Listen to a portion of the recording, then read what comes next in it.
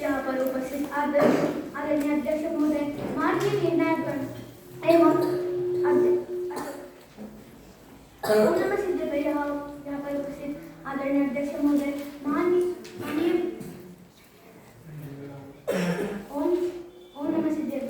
यहाँ पर उपस्थित आदरणीय अध्यक्ष महोदय, माननीय निर्णायकगण, विशेष अतिथि और मैं सभी साधर्मा भाइयों को मेरा शुभकामनाएं देता हूं। मैं आज आपके सामने एक गोष्ठी प्रस्तुत कर रहा हूँ। मेरी गोष्ठी का विषय है 5 पाप। तो आप सब लोगों ने 5 पाप के बारे में तो सुना ही होगा। तो चलो हम इसी विषय पर आज चर्चा करेंगे। तो मैं अपनी गोष्ठी आपको 2 धीरे से समझाऊंगा। तो मेरा पहला मुख्य बिंदु होगा 5 पाप के अर्थ और मेरा दूसरा मुख्य बिंदु होगा उन पर एक कहानी। तो चलो हम पहले बिंदु की ओर चलते हैं, जो है 5 पाप के अर्थ। हिंसा, झूठ, चोरी, खुशी और परिग्रह, यह 5 पाप है।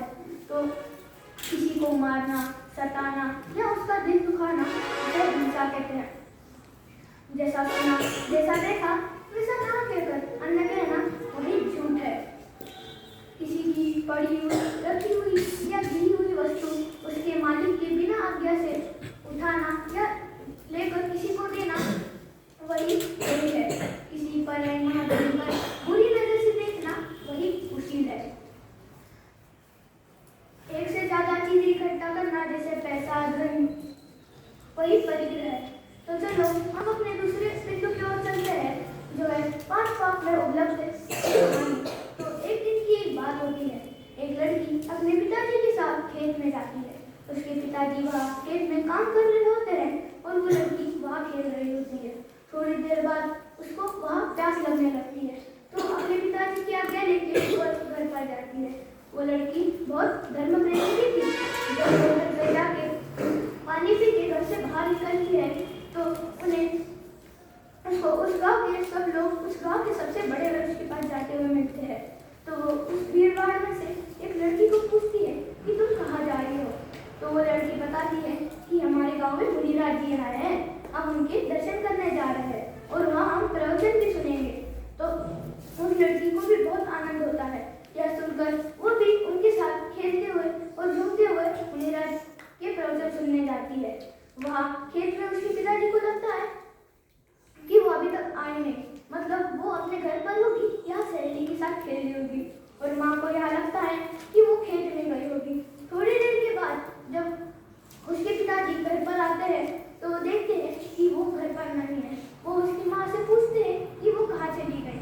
तो उसकी माँ बताती है कि वो तो पानी पी के चली गई। तो पहले तो उनको लगता है कि वो अपनी सहेली के घर खेलने गई होगी या घूम रही होगी।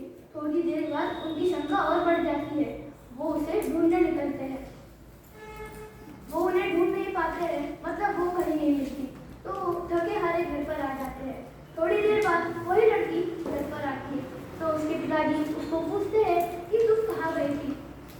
तो उसकी पिताजी वो बताती है कि मैं तो मुनिराज जी के पास गई थी, मैंने वहाँ 5 नियम लिए। उसके पिताजी ने बोला तो ये बात सही है, तुमने नियम लिए, पर तुम अभी बहुत छोटी हो, तुम्हें नियम का पालन करना नहीं आता। तुम्हें एक ही नियम लेना चाहिए। जो तुम 4 या 5 नियम लोगी तो तुम उन्हें तोड़ सकती हो और तुम्हें पाप लग सकता है। उसके बाद हम कल सुबह जाके मुनिराज जी से तुम्हारे लिए एक अच्छा सा नियम लेंगे और बाकी की 4 नियम रहने देंगे। वो सुबह उठकर नहा धोकर मुनिराज जी के पास जा रहे होते हैं कि उनको बीच में पता चलता है कि मुनिराज जी वन की तरफ निकल चुके हैं। तो वो लोग वन की तरफ निकल जाते हैं। बीच में उन्हें 2 लोग एक आदमी को मारते हुए दिखते हैं। तो वो लड़की अपने पिताजी से पूछती है कि ऐसा क्यों हो रहा है। तो उसके पिताजी बताते हैं कि ये आदमी बहुत हिंसा करता है, लोगों को बहुत मारता है, इसीलिए इसको यहाँ मारा जा रहा है। हमें कभी भी हिंसा नहीं करना चाहिए। तो वो लड़की बोलती है कि हाँ, मुनिराज जी ने मुझे ये नियम दिया था कि हमें कभी हिंसा नहीं करना है। तो उसके पिताजी बोलते हैं सही बात, तो हम मुनिराज जी से ये नियम लेके बाकी की 4 नियम रहने देंगे। और थोड़ी देर आगे बढ़ने के बाद उन्हें एक आदमी दूसरे आदमी की जुबान काटते हुए दिखता है। तो लड़की फिर से अपने पिताजी से पूछती है कि यह क्या हो रहा है। उसके पिताजी बताते हैं कि जो आदमी की जुबान कट रही है वो बहुत झूठ बोलता है, वो कभी तो लड़की बोलती है, मुनिराज जी ने मुझे झूठ नहीं बोलने का भी नियम दिया। तो उसके पिताजी कहते हैं, सही, तो हम ये नियम भी ले लेते हैं, तुम 2 नियम ले लो और बाकी के नियम रहने दो।